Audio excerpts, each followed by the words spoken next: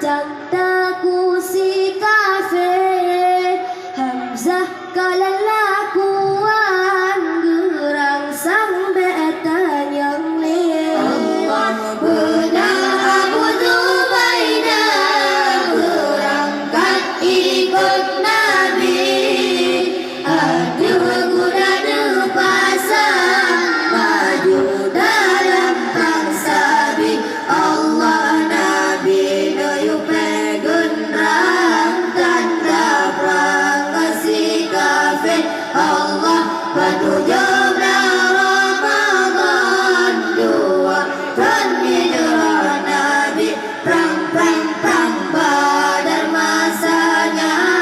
nayu perang di Yahudi Allah kafe kaji menghimpun kaji dong dikepung Nabi Allah kafe kaji menghimpun kaji dong dikepung Nabi Allah Ali bin Abi Thalib terangkat ke pahlawan tegawan bandengan kulfaga gubernari Allah siga takkan musuh ramkana jilam sigan kafe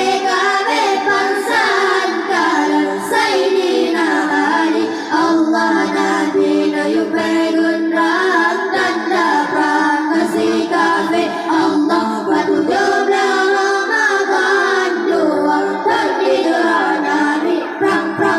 Badar masanya nayu perang di Yahudi Allah kafe kaji menghimpun kaji dikepung Nabi Allah kafe kaji menghimpun kaji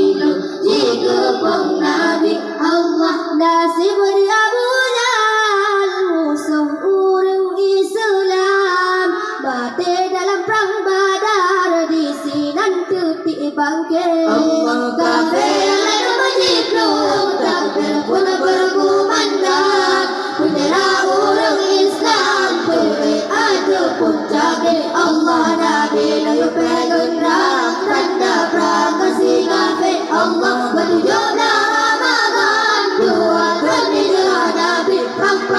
Badar masanya nayu perang di Yahudi Allah kafe kaji menghimpun kaji dikepung Nabi Allah kafe kaji menghimpun kaji dikepung Nabi Allah kafe kaji pegandang Nabi hancur kebilen Nabi suci batuan kekalangan ilahi Allah Nabi lagi batuan pemenang dalam perang sabit dengan Nabi jenjang merekam pedang sakti Allah Nabi pegenrang tanda perang kasih kafe Allah batu jabla Ramadan dua dan hijrah Nabi perang Badar masanya nayu perang di Yahudi Allah kafe kaji menghimpun kaji dikepung Nabi Allah kafe kaji menghimpun kaji dikepung Nabi Allah